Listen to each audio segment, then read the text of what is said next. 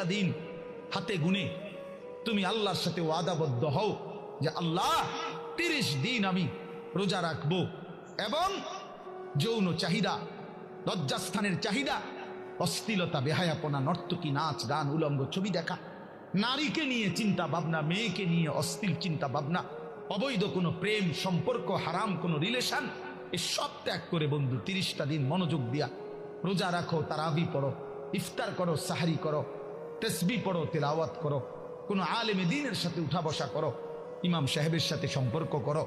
ইনশাআল্লাহ দেখবা আল্লাহ চাহে তো 30 দিনের মাথায় আল্লাহ বলেন লাআল্লাকুম তাত্তাকুন, আমি আল্লাহ ওয়াদা দিলাম মুমিন তোকে মুত্তাকি বানিয়ে দেব,